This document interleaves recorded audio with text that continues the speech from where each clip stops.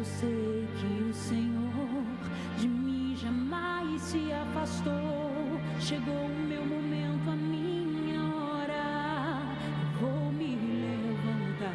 Eu sei que estás passando aqui e dizem que não vais me ouvir, mas eu não vou desistir. Eu vou clamar, vou gritar seu nome. Essa é a minha hora, minha chance. Mesmo que palavras queiram minha fé calar, sei que o meu clamor vai te alcançar. Filho de Davi, tenha compaixão de mim. Filho de Davi, eu preciso insistir. Libere a palavra sobre minha visão, e por tua palavra meus olhos se abrirão. Então fale com ele, fale. Senhor, eu não vou sair daqui, não. Sei que tu irás me ouvir e unção descerá sobre mim. Mestre, tenha compaixão de mim. Eu não vou sair daqui, não. Sei que tu irás me ouvir e unção descerá sobre mim. Mestre, tenha compaixão de mim. Abre a tua boca e adorador e clame por ele, porque ele vai te atender. Ele vai fazer um milagre sobre a tua vida agora. Creia. Eu vou clamar, vou gritar seu nome. Essa é a minha hora, minha chance. Mesmo que palavras queiram minha fé calar, sei que o meu clamor vai te alcançar. Filho de Davi, tenha compaixão de mim. Filho de Davi, eu preciso insistir. Libere a palavra sobre minha visão, e por tua palavra meus olhos se abrirão. Senhor, eu não vou sair daqui, não. Sei que tu irás me ouvir, unção descerá sobre mim. Mestre, tenha compaixão de mim. Eu não vou sair daqui, não. Sei que tu irás me ouvir, unção descerá sobre mim. Mestre, tenha compaixão de mim. Eu não vou sair daqui até te encontrar, mestre. Quero ver a tua face, tua glória quero ver. Com autoridade teu poder vem revelar. O teu milagre eu não vou deixar. Sem tua glória quero contemplar, meu Senhor. Senhor, eu não vou sair daqui, não. Sei que tu irás me ouvir, unção descerá sobre mim. Mestre, filho de Davi, tenha compaixão de mim. Tenha compaixão de mim, Senhor. Tu irás me ouvir, unção descerá sobre mim, Senhor. Tenha compaixão de mim.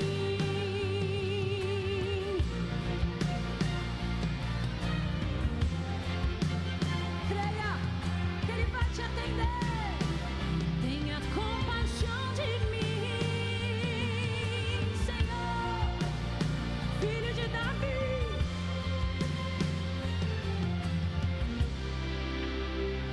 tenha compaixão de mim.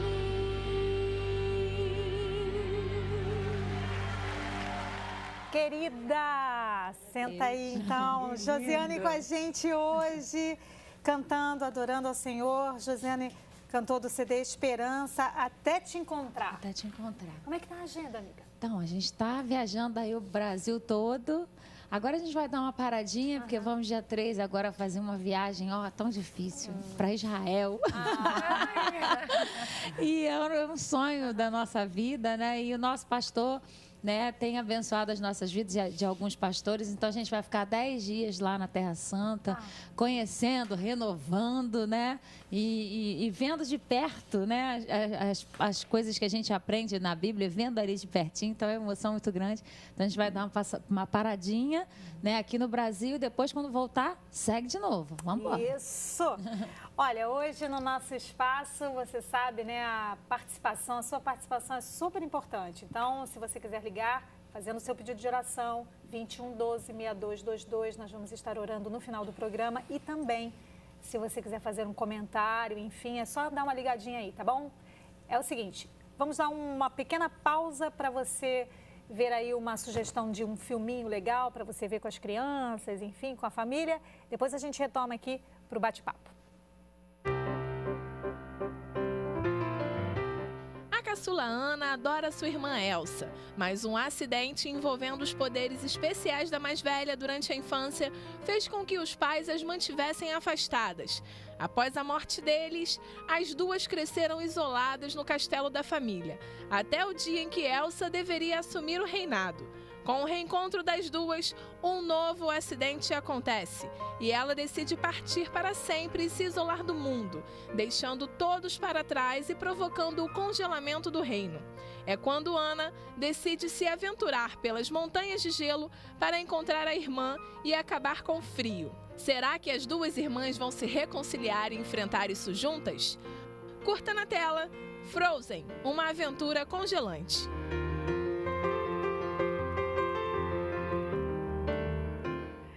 Então, vamos conversar no nosso tema família sobre o saber conduzir os filhos a Cristo. Vamos lá então, pastora Denise, pastora Gisela, Josiane.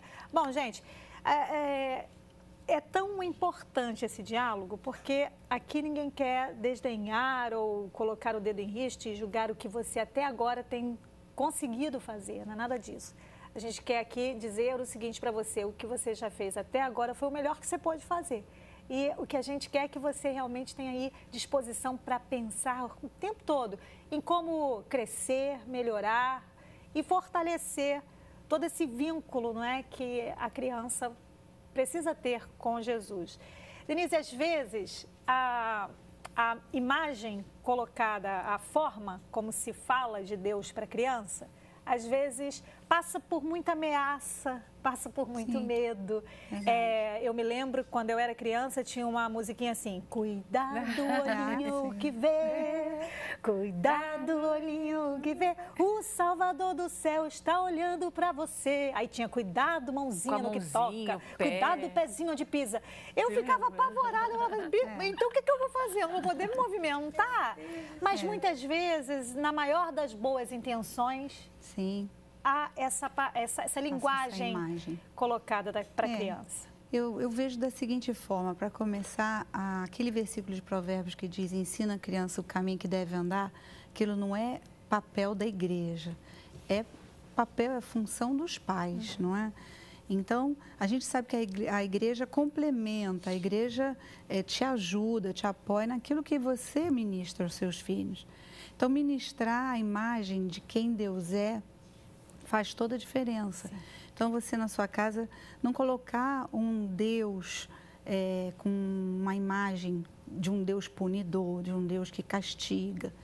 Então, a melhor maneira de você descrever para uma criança quem Deus está lá em 1 João, na epístola, Deus é amor. Deus é amor. Então, Deus te ama, Deus cuida de você. Essa é a mensagem que você tem que passar para os filhos, desde pequenos, até eles se tornarem já com entendimento mesmo. Mas, a princípio, é você passar a imagem de quem Deus é verdadeiramente. Exatamente. Isso é muito importante. E, às vezes, assim, fica meio que difícil até você falar assim, poxa, mas amor... Ai, amor, como é que eu passo isso? Amor é o quê? Amor é uma teoria? Amor é ação. É, verdade. E o filho tem que ver você vivendo esse amor. Exatamente. Porque não fica meio esquizofrênico, né? Eu falo que eu tenho que indicar o caminho do amor, no amor do Senhor. Mas você mesmo não tem. Eu gosto de dar exemplos assim meus, né? Então, a Denise sabe, a pastorinha também. Eu tenho duas filhas completamente diferentes uma da outra. Então, a mais velha, que é a Rebeca, desde pequenininha, ela se entrosou muito bem, ela tem um temperamento mais dócil. Eu não sei se a palavra certa é dócil, mas ela se encaixava. Eu tinha até preocupação que ela quisesse agradar demais e ela se sufocasse, né? Mas ela sempre respondeu. A outra não. Já queria ir com a roupa diferente, né? Mais porque na nossa igreja naquela época, quando ela era pequenininha, ela está com 26 anos, né? A outra já está com 23. Mas quando naquela época não podia botar calça comprida, não sei o quê, e ela queria de calça comprida, ela queria de havaiana. Então, naquela hora, ou eu defendia a minha filha, porque eu queria minha filha dentro da igreja, e eu não abro mão de você ser esse instrumento que leva os teus filhos a Deus. Porque, de repente, como você se posiciona, você abre mão disso. E eu não vou abrir mão disso nunca. Né? Então, porque se você abrir mão, Deus vai usar outra pessoa, mas eu quero ser aquela. Então, eu não quero ser aquela que vai chegar, tem que mostrar esse Deus de amor, que tem consequências o que ela faz, mas Ele o ama em todo tempo. Mas aí eu vou ter que amar em todo tempo. Eu vou ter que estar com o meu ouvidinho ali aberto para ouvir. Então, eu falava com os diretores lá, os líderes lá de adolescentes, mesmo sendo a filha da pastora, neta da pastorona, né, lá, podia ir para a igreja, deixa ela quer ir de Havaiana, vai. Deixa ela ir de Havaiana, deixa como ela quer ir. E às vezes ela, mãe, não quero cantar no coral, e é obrigada a cantar no coral. Eu falei assim, gente, vamos parar com isso, deixa ela fazer o que tem vontade de fazer. Bota ela na porta para receber as pessoas, bota ela para tirar oferta, porque congresso é assim, né? Cada um faz uma coisinha, e deixa ela dar uma saudação, como se fala, né? Mas viver, eu acho que a gente tem que conhecer o nosso filho. Sim. Eu sempre, eu dei até esse testemunho aqui, que sempre as pessoas falavam assim, não sei como é que você aguenta isso, como é que você aguenta isso, só você para aguentar. Eu quieta, meu Deus, será que eu estou errando? Será que eu tenho que fazer mais, menos?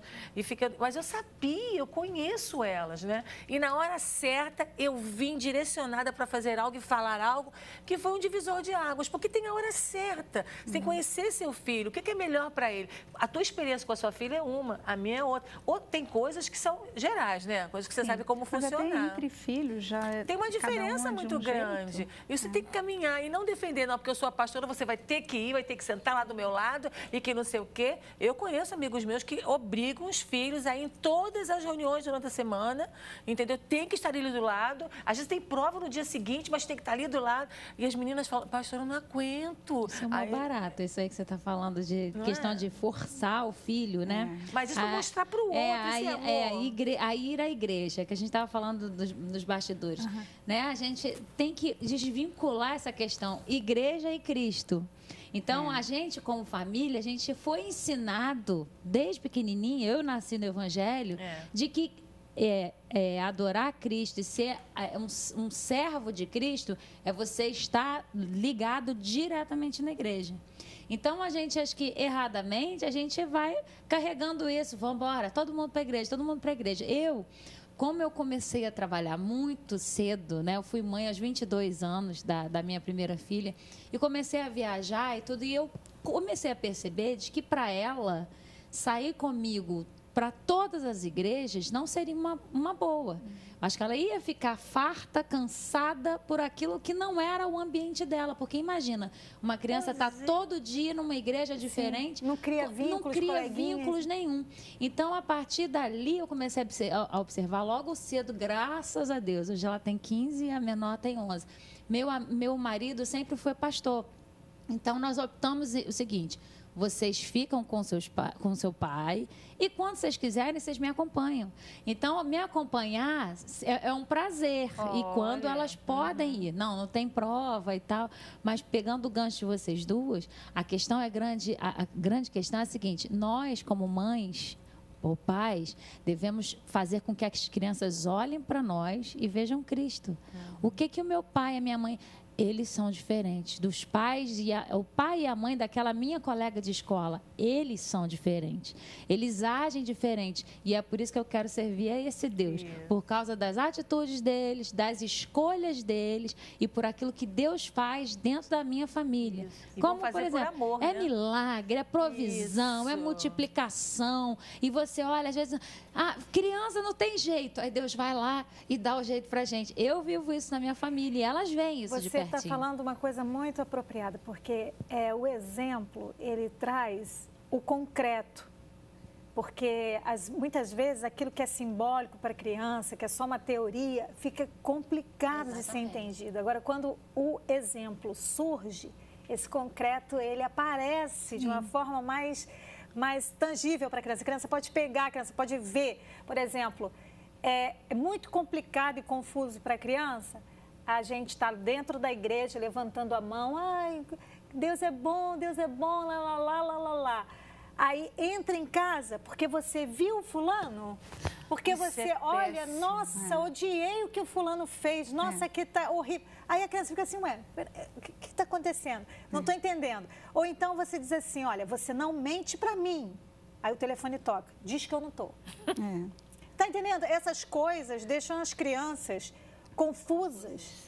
E isso é preciso ser revisado. Isso rouba até o que você recebeu naquele dia. Impressionante. Parece um cone que sai assim.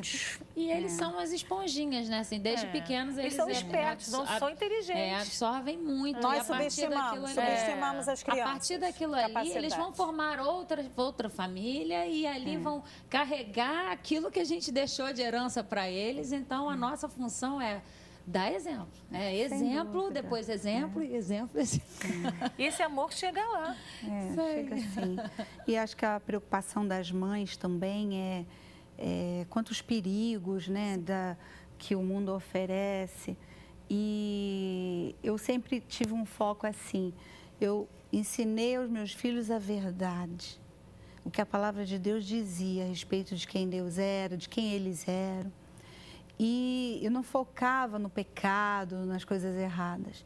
E isso eu dou sempre essa ilustração assim, um conhecedor de uma cédula, de uma nota verdadeira, ele não estuda a falsa. Ele não fica ali tentando, porque falsas tem várias. Sim. Então ele estuda a verdadeira. Ele sabe tanto o que aquela nota verdadeira é, que quando ele encontra uma falsa, ele identifica. Sim. Então, o evangelho é a mesma coisa, é a verdade para eles. Quando você passa a verdade, quando eles ouvirem alguma coisa diferente daquilo, eles vão saber, isso não é de Deus. E eu lembro que os meus, desde pequenininho, qualquer coisa que feria aquilo que eles viam como o padrão da verdade, eles falavam, mãe, isso não é de Jesus, não. Eles já sabiam. Depois, adolescente, não tive problemas com filhos adolescentes. Eu tenho 3 filhos, 2 já casados, um ainda solteiro, mas passaram pela adolescência comigo dentro da igreja, e gostando de ir. Mas você era uma mãe bem confortável, né? Com eles. Ela dava muita liberdade para eles. Eles iriam à igreja sem mim, não porque eu estava indo ou levando, porque eles amavam a Deus, a obra de Deus, mas sempre conheceram a verdade. Então, teve uma época que começou aquele negócio proibido, ver filmes da Disney, filmes disso, daquilo outro. E eu dizia lá em casa, isso não afeta os meus filhos, eles conhecem a verdade.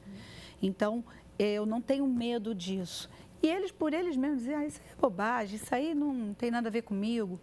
Então, se você quer ensinar com segurança, ensina a palavra. E esquece de focar o que não pode, o que é proibido, o que não deve. Eles vão entender isso no Espírito deles. Deus vai falar o coração deles. E eu vejo que essa é esse foco de focar, de olhar para a palavra e ensinar o seu filho a palavra é o caminho absolutamente correto e certo. E se você crer nisso e ensinar para o seu filho a palavra genuína do Senhor, você está colocando no coração dele, que é terra fértil, uma semente que vai prosperar. Então, quando ele estiver longe dos teus olhos, você não precisa temer. Exatamente. Não precisa temer. Eu me lembro uma vez que eu estava chegando para buscar o Isaac na escola e eu assisti uma cena que foi assim, fiquei olhando ele parado, segurando a mochila assim, no chão. E uma baixinha, pequenininha, segurando ele pela bochecha, assim, apertava a bochecha dele. E o Isaac com as 2 mãos, assim, o Isaac maior que ela. E ele parado, assim, olhando para ela e ela apertando a bochecha dele. Aí, quando eu vi a cena, eu vi que ele não se mexia. Aí eu saí do carro e falei, ei, mocinha, o que está acontecendo? Aí ela, muito braba, colocou a mão na cintura e disse, olha, tia, ele estava rindo de mim junto com aqueles outros meninos lá. E aí eu peguei, o único que não conseguiu fugir foi ele. Eu peguei ele pela bochecha e estou apertando ele aqui para dizer para ele não rir de mim. Aí, quando ela se acalmou, eu digo, então você se acalme. Você está calminha agora? Ela botou a mão na cintura e bufando. E ele, posso falar, o Isaac? Eu digo, fala, filho. Aí ele disse, eu estava querendo explicar para ela que eu não estava naquele bolo. Eles saíram todos juntos e eu fui confundido com um bolo que eu nem sei o que estava fazendo. Aí ela disse, e por que você não falou? Mas você não deixava eu falar. E aí a gente entrou no carro eu fui acalmando o coração dele, mas eu vi a compreensão no coração do meu filho. Eu vi a calma no coração do meu filho. Eu não vi, eu não pude ver ali uma agressividade. Então, eu sei que aquilo foi o efeito da palavra. E eu procurei dizer isso para ele naquela hora. Filho, você agiu assim porque você é um menino cheio do Espírito Santo de Deus. Você tem a vida de Deus. Por isso que você agiu dessa forma. Você procurou ter calma naquele momento ali. Você não bateu, você não empurrou. Você foi um cavalheiro, você foi elegante, você foi fino. Ele tinha uns 6 anos por aí. Mas, assim, é mostrar a palavra que faz isso acontecer com a vida da criança. A gente pensa, não, mas acontece. Porque as crianças não estão 100% do tempo delas com a gente, né? Sim. Elas vão para a escola, elas entram em contato com tantas pessoas. Né? Então, a verdade tem que ser algo tão forte dentro delas que onde elas estiverem, não estão ali com medo da mamãe ou do papai ou de Deus. Elas sabem se portar porque elas conhecem a verdade. E aí você pode dizer assim, nossa, mas aí meu filho não age assim. Mas deixa eu lhe dizer uma coisa, a palavra colocada no coração dele, mesmo que ele erre o alvo, é essa mesma palavra que vai fazer com que ele se fortaleça para se erguer de qualquer momento em que tenha errado. Esse nosso Deus é lindo, né? Vai fortalecer teu filho, vai encher ele de ânimo, você só tem que apoiá-lo a retomar uma visão que ele possa ter perdido. E o próprio amor de Deus nessa hora em que ele erra o alvo, tem que ser colocado através de você. Bom, né? A gente vai para o intervalo, volta já.